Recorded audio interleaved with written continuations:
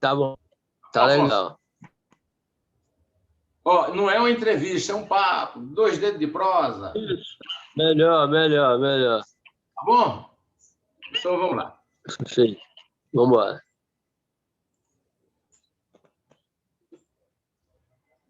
Afonso Celso Garcia Reis. Ô, Afonso, como é o nome da tua mãe, hein? Isabel Garcia Reis.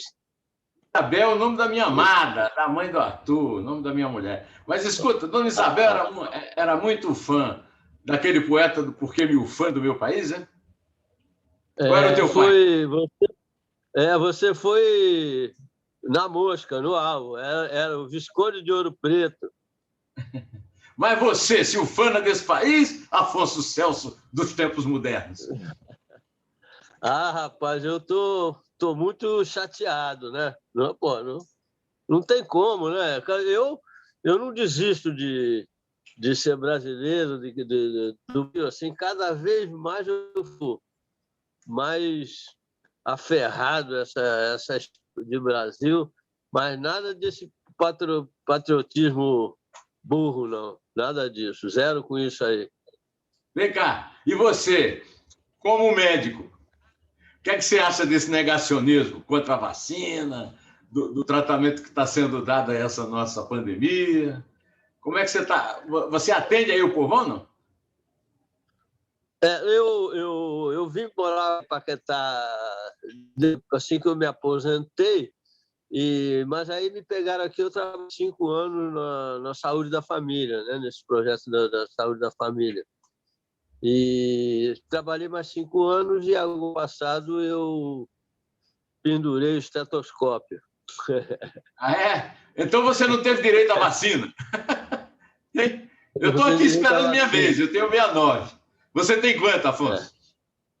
Eu, Você tem 73.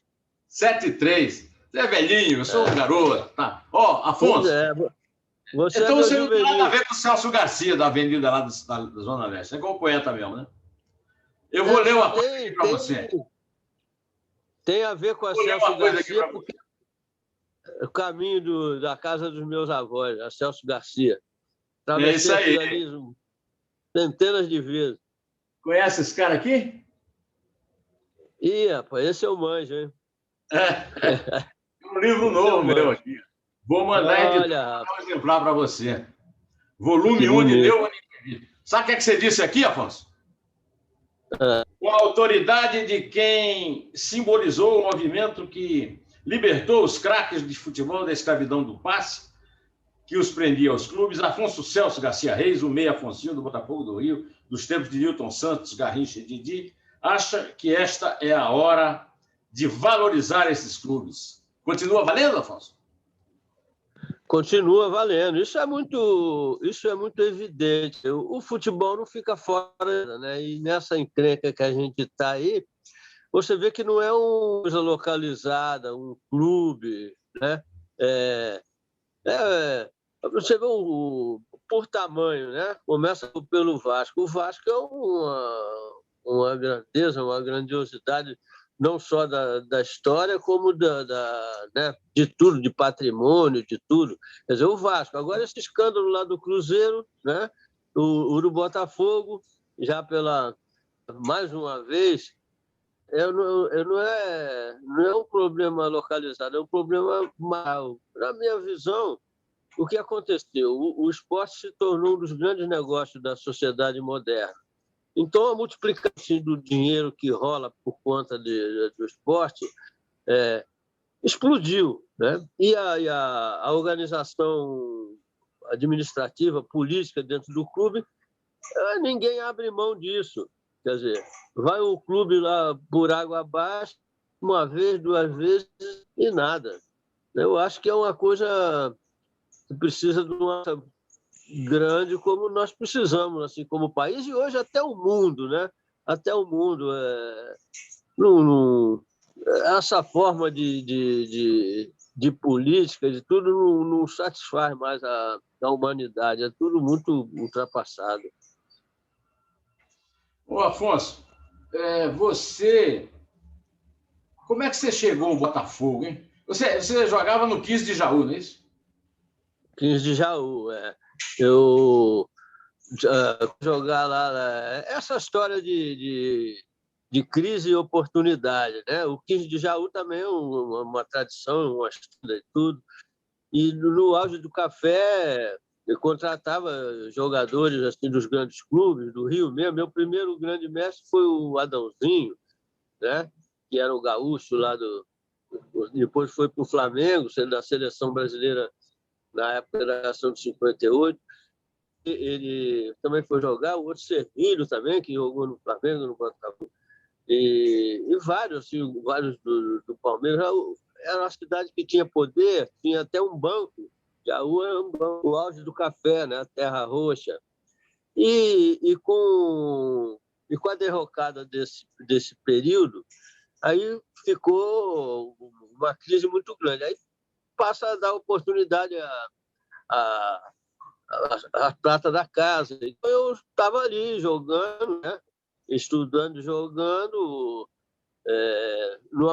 do 15, depois da várzea, no amador do 15, e aí comecei a ser aproveitado, estar nos amistosos, viajar e tal.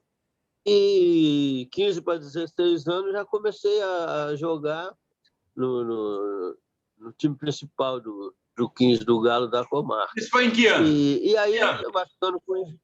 Em que ano? Em que ano que você começou a jogar no 15?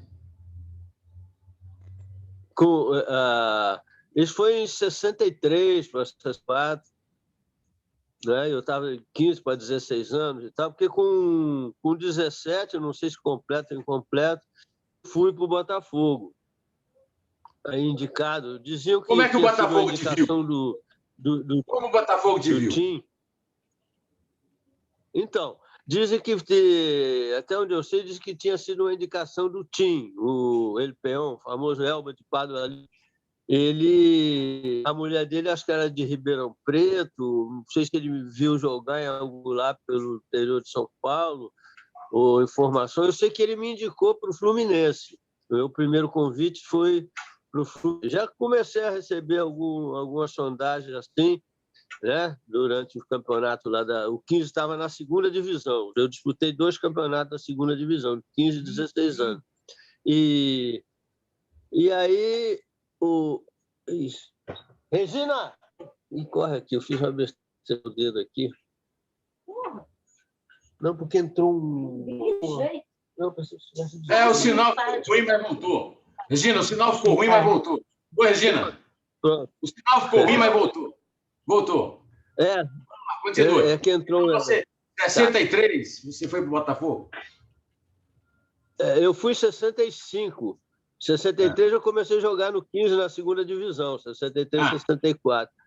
Aí, em janeiro de 65, tinha convidado pelo Fluminense, que o Fluminense tinha um diretor de base lá que era muito astuto nessa coisa de olheiro, né? de peneirar jogadores. Mudança de direção, alguma coisa que eu não sei o que foi lá no Fluminense. O Botafogo puxou esse seu Walter Vasconcelos, que era o dirigente da base lá do Fluminense, e ele aí fez esse contato para eu ir para o Botafogo. Aí até isso é uma novela, uma hora a gente conversa isso com calma, que é engraçado, pula dali, desencontros, encontros, o negócio é muito engraçado essa história aí da viagem, de como o clube e tal. E, bom, acabei indo fazer o teste lá no Botafogo, no começo do ano. O calendário, naquela época, os clubes viajavam, faziam excursões, assim, que abria o ano, né? Janeiro, fevereiro e tal. Então, o time vinha e tinha ficado lá e treinava com a base, o Quarentinha, o Zagallo, os que estavam deixando. Assim, o Manga estava acabando de se recuperar de uma contusão e ficou mais uns 10 dias ali até se integrar na excursão. Então, eu fiquei esse período, janeiro de 65, né? Fiz o teste lá, aí aprovaram e eu voltei para para retornar definitivamente depois do Carnaval.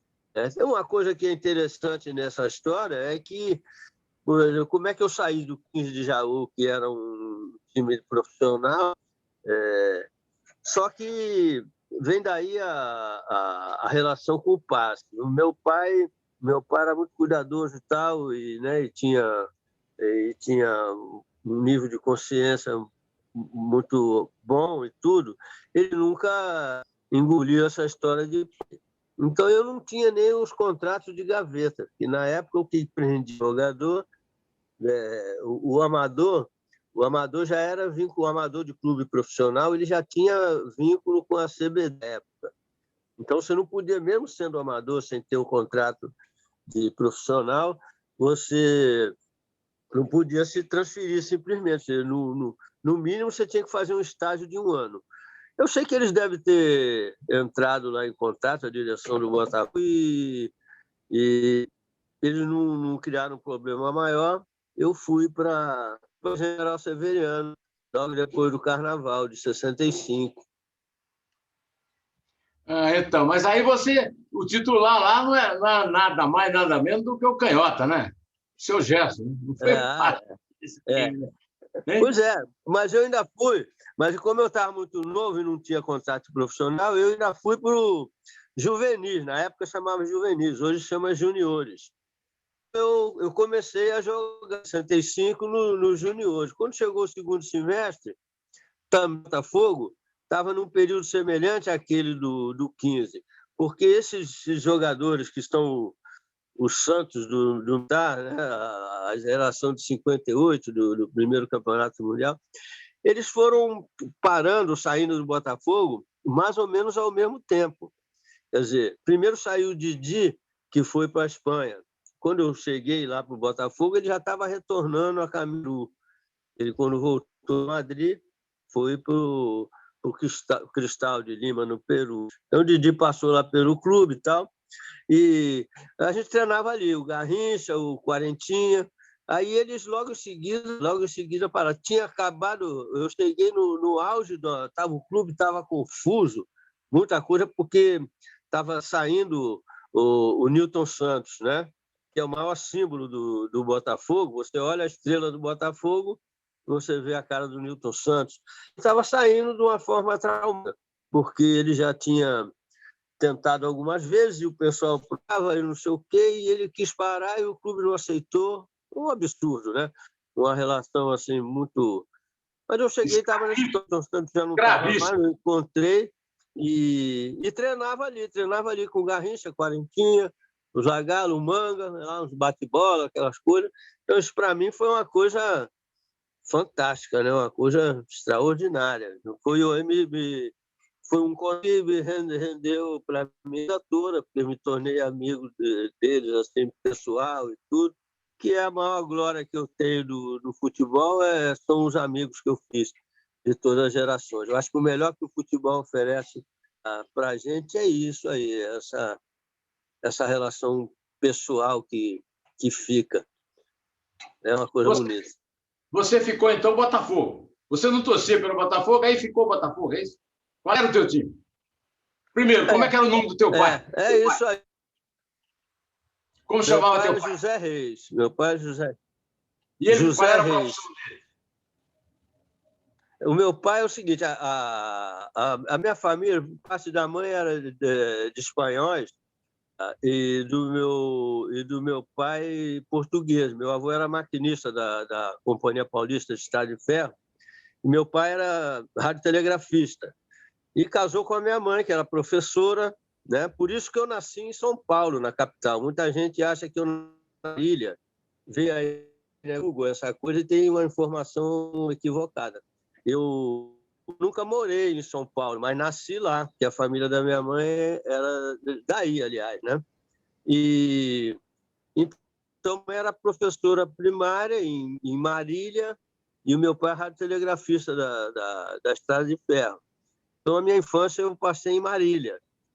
E depois o meu pai era muito inteligente, muito aguçado assim, e a vocação era a educação. Aí ele formou professor, seguiu a carreira da minha mãe E depois nós mudamos para Jaú por conta disso, porque ele, fazendo carreira, ele quis se tornar diretor de escolar, como a gente chama aí em São Paulo, e precisava fazer um curso que só tinha em Jaú ou na capital.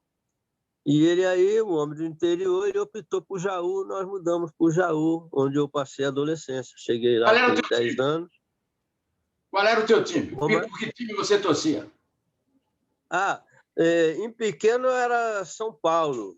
Ganhei do meu padrinho de crisma uma camisa do Poi, que era o goleiro do São Paulo, que é uma lembrança inesquecível. Uma vez que eu fui a São Paulo de férias, aí quando eu entrei na casa assim, da minha tia, numa cadeira, a cadeira estava vestida com uma camisa do Poi. Eu era o Poi. Eu gostava muito de jogar no gol também, porque moleque quer pular, né? Meu negócio era pular no negócio de terra, pula bola de noite. Então, era o Poi.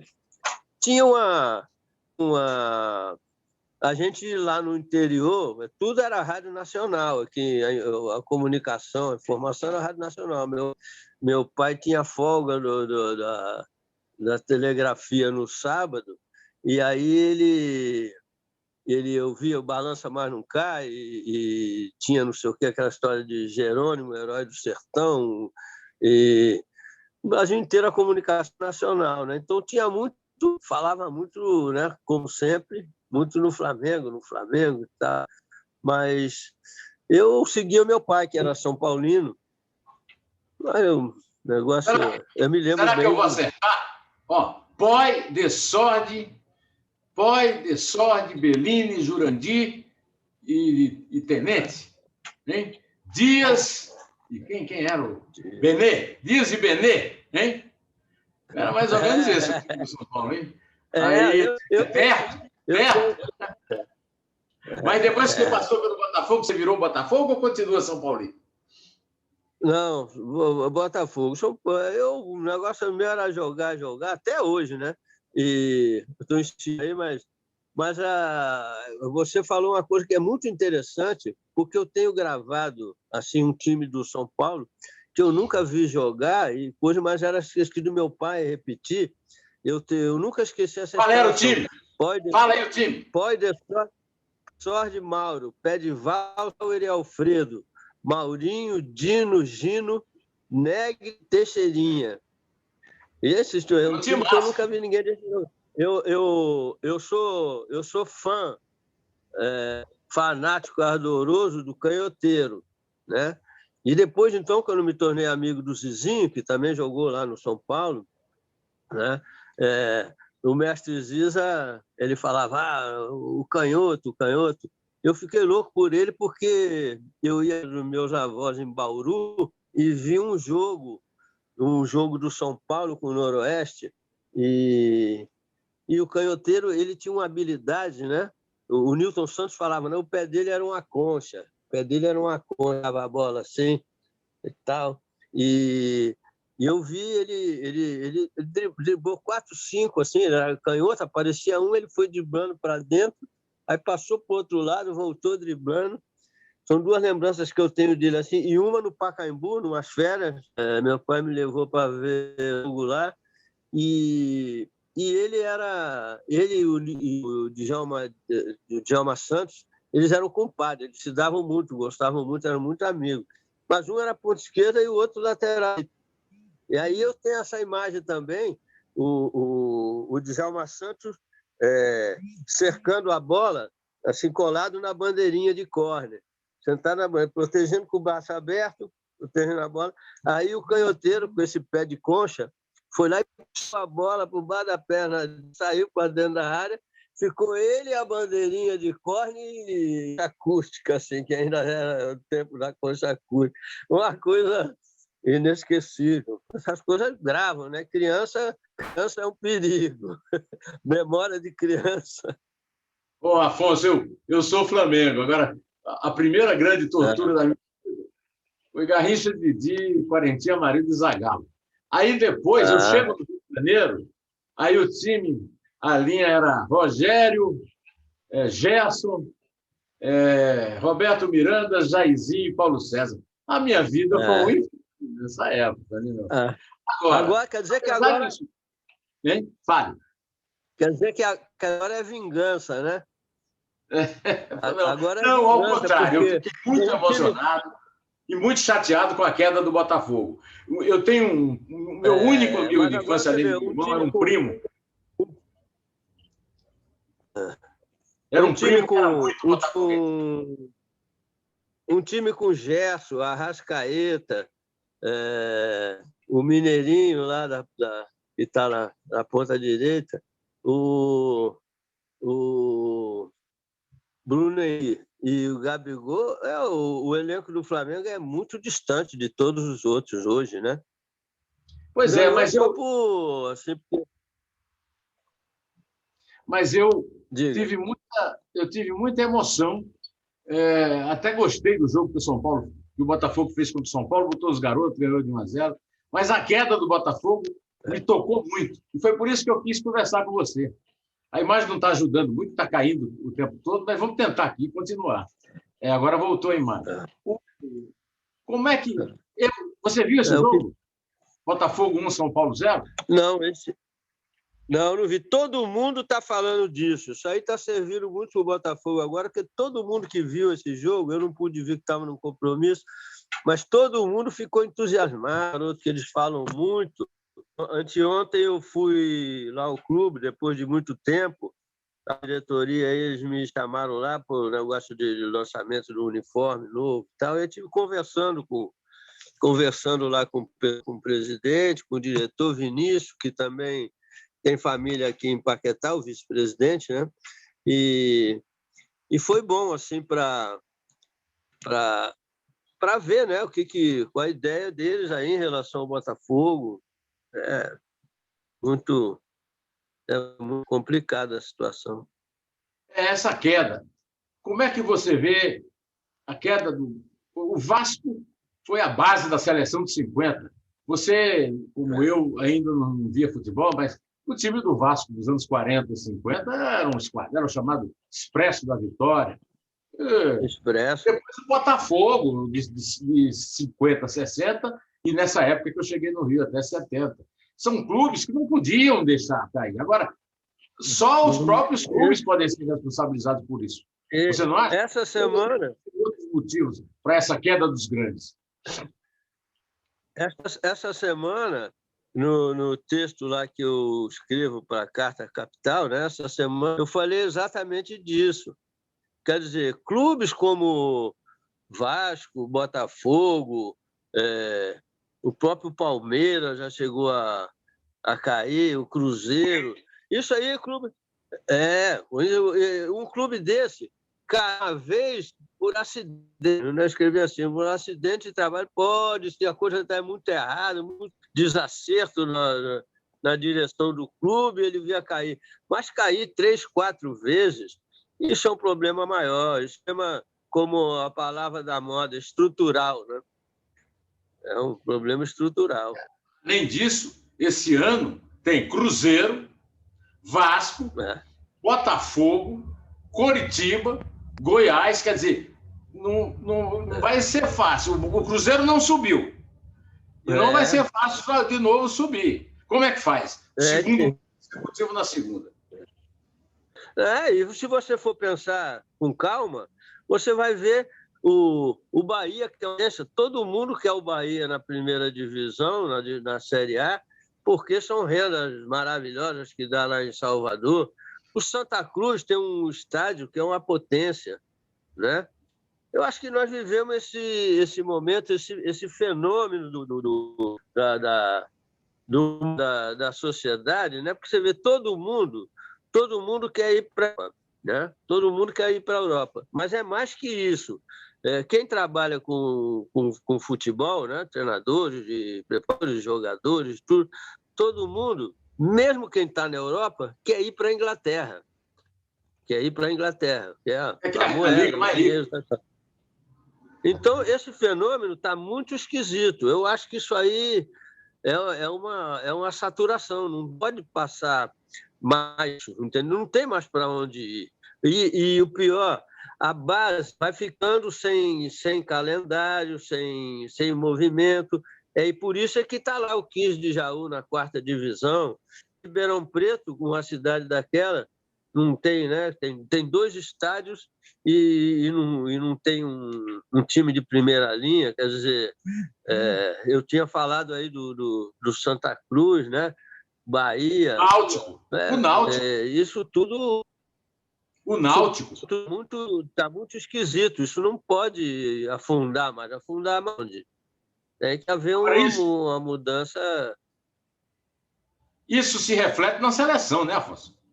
O desempenho da seleção nas últimas Copas é ridículo. Não, nós estávamos conversando ontem, eu estou aflito, porque esse intervalo, né, desse período, quer dizer, a formação do futebol foi ficando muito carinho, muito, né, desse negócio, dessa supervalorização. Então, os jogadores foram sendo afastados, no princípio, de se tornar treinador, trabalhar na base, de passar a sua experiência, a sua vivência para as novas gerações. Hoje, o jogador ele quase não tem nem interesse. Alguns se tornam treinadores, mas é uma coisa muito formal a escolha dos treinadores, entendeu? É uma coisa muito formal hoje. Então, o futebol as pessoas que... Ontem um amigo aí que também torcedor, apaixonado por futebol, eu não vejo mais jogo. A coisa mais comum que você vê eu não aguento mais 15 minutos. Então, os jogadores, né, por conta desse desvio na formação, estão muito prejudicados. É isso que você falou, assim, o nível técnico, né, muito prejudicado. E há uma saturação, jogo demais na TV, né? Exatamente isso. No seu tempo não tinha isso. Alguns fazem algum bom trabalho, né? Parece que o Fluminense está revelando. O Botafogo sempre se sustentou com a boa formação de base. Entendeu? O Botafogo perdeu aquela geração que estava falando lá de Didi, Nilton Santos, Quarentinha, Manga e tal, mas preparou Jairzinho, né? Zé Carlos. Em seguida, o nosso grupo, que veio 2 anos depois, né? O Rogério, Ney Conceição, eu mesmo. Roberto Miranda. Paulo César. Um trabalho, encadeado, um trabalho encadeado. Isso, essa ruptura me preocupa muito, porque vai aumentando o tempo. E depois, como é que você recupera isso? Porque uma geração vai se formando baseada na outra. A gente imitava lá. Eu gostava demais do chinesinho, meu tipo de jogo, a minha forma de jogar é assim, um meio-campo clássico, podemos dizer assim. Então, eu gostava muito do chinesinho. Antes disso, gostava do que tinha em Marília, depois foi para o América de Rio Preto, outra cidade também. Cadê o América de Rio Preto? Cadê o futebol de São José do Rio Preto, que é uma cidade importante, né? O Rio, que era clássico, assim, depois foi para lá, mas era um jogador de tratar a bola. O meu negócio é a bola, entendeu? O jogo, para mim, é até secundário. O negócio é a bola. Então, vem cá. Você não falou num aí que era uma maravilha na bola. Tem um lindo poema do João Cabral de Melo Neto sobre ele. O Ademir da Guia, filho do divino Domingos da Guia. Isso é uma linhagem, né? Eu não vi o da Guia jogar, mas eu não tenho nenhum problema de escalar o Domingos da Guia na seleção brasileira de todos os tempos. Não precisa ver ele jogar. Escala aí. Entendeu? Só pela história, pelo. Agora, e como é que você mantém escala, Afonso, escala aí a tua seleção de todos os tempos. Escala. Essa é a maior fria. Uma vez eu caí, o Kleber Mazieiro fez um livro lá comigo, né? Prezado Foncinho e tal, o Kleber Mazieiro, maestro, e ele me fez essa proposta e eu caí em fazer né? Porque é um assunto empolgante, assim, você está com os amigos, está numa roda, está no bar, está na praia, é muito instigante você fazer uma brasileira de todos os tempos, a seleção do mundo, não sei o quê, quem né? Então, e toma de Messi, Maradona, Pelé, Garrincha, e não sei o quê, quem vai, quem fica. Não vou botar isso em 11, mas eu fiz eu caí nessa armadilha. Não cai de novo. Fiquei animado. Aí animei. Daqui a pouco, quando chegou o time, eu comecei a ficar desesperado, porque eu te falei já do canhoteiro, mas que é um ponteiro maravilhoso que subiu junto, o ponto esquerda do Santos, entendeu? Eu também não posso deixar ele. Aí eu falei, eu vi a mancada que eu tinha entrado. Eu falei, ih, rapaz, você não para caber em 11, já me passa o tempo. E aí eu li o livro do Perfumo, aquele zagueiro argentino, Sim. E ele já foi mais esperto. No livro ele não aceitou fazer uma seleção. É um papo de horas, você, entre amigos, falar de jogador. Aí lá vem Pusca, lá vem... Mas olha, então vamos mudar. Garrincha é o Garrincha, né? Pelé. Maradona. Agora, técnico. Você foi treinado pelo Zagallo. Fui. Zagallo foi teu técnico. Fui. Desde o segundo ano de juvenil, o Zagallo começou no nosso juvenil, depois subiu. Você acha que Zagallo é um técnico, digamos, pouco reconhecido no Brasil? É um dos grandes técnicos do mundo, inclusive o Cruyff cita a seleção de 58, ele jogou, e a seleção de 70, que ele treinou, estilo de futebol revolucionário. No entanto, ele é sempre tido como interventor da ditadura, no lugar de Saldanha e tal. Mas, na verdade, o Zagallo não era um técnico melhor do que a imagem que ele deixou, apesar de tantos títulos conquistados? Eu acho que a imagem dele não é tão prejudicada, mas o Zagallo é muito inteligente. Sempre foi o Saldanha, quando escolheram o Zagallo para arrancar o Saldanha, ele falou claramente que estava bem, que o Zagallo, porque aí é que como jogador, ele já era ele já se movia, ele já trabalhava no arranjo estratégico, né? Essa história lá o primeiro comecei um ponta voltando, né?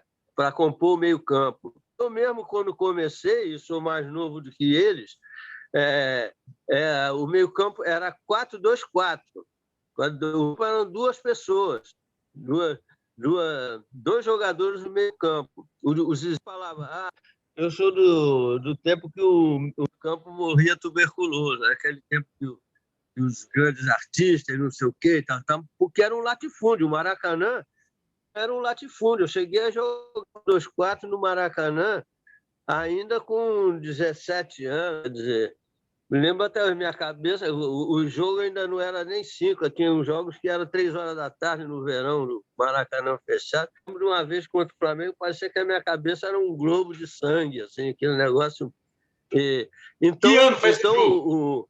Em que ano foi esse jogo, Afonso? Foi 65, 66. 66, 66, 65. Então, o que a gente estava conversando era interessante, quer dizer, a mudança da estratégia trouxe pelo menos mais um. Hoje isso já modificou assim, de uma maneira muito grande, mas trouxe mais um para fazer o meio de campo. Quer dizer, era o Zagallo. Essa história é belíssima da formação da seleção do primeiro título, né? Que são os santos do meu altar, são jogadores de 58. Sou formado por eles e tal. Então foi isso. Eu sempre vivia cismado, falando, mas como é que pode? O que aconteceu que a seleção saiu daqui para jogar a Copa de 68 já nas vésperas, faltando um mês ou menos, fez 2 amistosos na Itália, mais um, não sei, mas a seleção era completamente diferente, não tinha o Zito, não tinha o Garrincha, não tinha Pelé, machucado. O Vavá, não tinha o Pelé, entendeu? E como é que você muda? Eu falei, alguma coisa aconteceu, eu vivia cismado com isso, e até que não tem muito tempo eu vi uma entrevista, eu falei, alguma coisa aconteceu.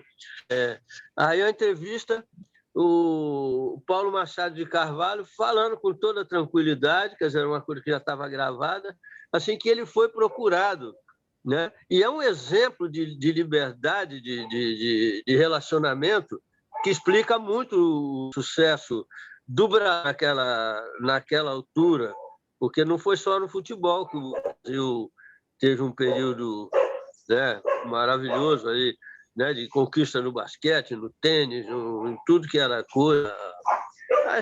A história do Brasil mesmo, a industrialização, essa coisa toda. Então, ele dizendo que foi procurado, conversado, quer dizer, uma coisa livre, não é uma coisa de ditatorial, é o treinador, eu era o chefe da delegação, mas eu acho que a gente deve isso muito, entendeu? De ter essa liberdade de relacionamento, não tem subalterno, cada um tem o seu trabalho. Então, que achavam que era a hora de colocar, de fazer essas mudanças, né? O que consistiu isso? Quer dizer, o Didi para mim é o jogador mais inspirado da história, né? Nós temos o Pelé, o Garrincha, todos esses que a gente assim, mas ainda não sei nem se existia na magnitude que existe Pelé e Garrincha se não fosse o Didi, na Copa de 58, porque todo jogo passava na cabeça dele. Tanto que ele foi o craque. Ele foi o melhor jogador da Copa, Didi. Foi o melhor jogador da Copa. Então, mas para ele ficar só pensando o jogo e dando aqueles toques maravilhosos, aquele ritmo, depois eu estava falando do guia, hein? Faço questão, que eu interrompi e falamos do Divino.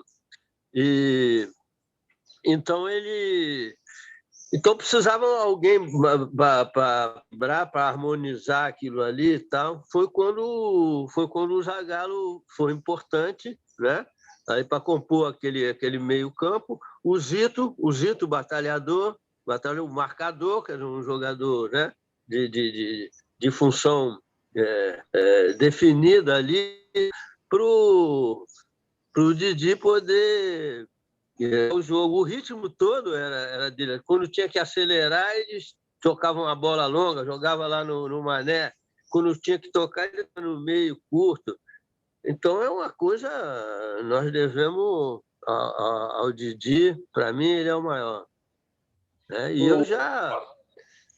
Aliás, eu tinha visto o Zizinho ainda em Marília.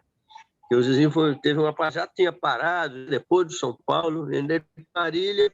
Eu estava lá, moleque, vivia lá no campo, até de pegar não sei o quê, e eles contrataram lá, tinha alguém entusiasmado, contratou alguns jogadores importantes, fizemos amistosos contra o Flamengo, Vasco. Me lembro do cartaz do jogo do Palmeiras, assim, né? Era um camarada que tinha uma loja lá de bateria, lá chamava acumulador, né? O carro ainda tinha bateria, acumulador, e eles eram entusiastas, movimentaram muito futebol e levaram lá, viu o Flamengo jogar em Marília, viu? O jogo do Palmeiras, a foto era do Jair da Rosa Pinto, maravilhoso, o grande Jair da Rosa Pinto, que depois foi meu na olaria, né? Ele tinha um fio de cabelo só aqui no meio, aquela camisa do Palmeiras com o P aqui, antigo, né? Isso tudo na cabeça do moleque fica gravado. Para encerrar a nossa conversa, você é amigo mesmo do Gilberto Gil, prezado amigo Afonsinho, né? Ou foi uma coisa de ficção do Gil? Não, eu me dou bastante bem com ele. Também não canso de agradecer, porque isso foi um gesto de... Foi um gesto de solidariedade na época daquela discussão de passe, não sei o quê, que era uma coisa muito pesada, né? Ainda mais naquele período. E então foi um gesto assim magnânimo dele, dar uma força através de uma música muito bonita. A Elis gravou e fez sucesso. O Gil é genial mesmo, é um gênio. Né? Isso aí, Afonso. Muito obrigado pelo tempo que você abriu aqui para mim nessa sua aposentadoria nessa bela ilha de Paquetá. Infelizmente não posso voltar aí para ir comer um prato lá no restaurante da Regina, mas assim que acabar essa pandemia... Pode ser. Aqui, o que salva a gente é os amigos aqui e viver tranquilo aqui. É convidado. A hora que tiver por aqui pelo Rio, não tem, é só dar um telefonema e vir aqui, aquela comida da Regina, aqui, está valendo. Isso aí, Afonso. Muito obrigado. Tudo de bom. Tá, eu agradeço. Você não vacinou ainda. Vá vacinar. Eu vacinei a primeira dose aqui e agora estou na expectativa da segunda. Aí, vacina sim, Afonso. Vacina sim. Vou me desculpar com você aí pela canseira que eu te dei, porque eu só estava parado aqui, mas foi... E também porque eu acabei falando demais. Olha que eu sou ruim de falar pra caramba. Eu queria mais desse papo.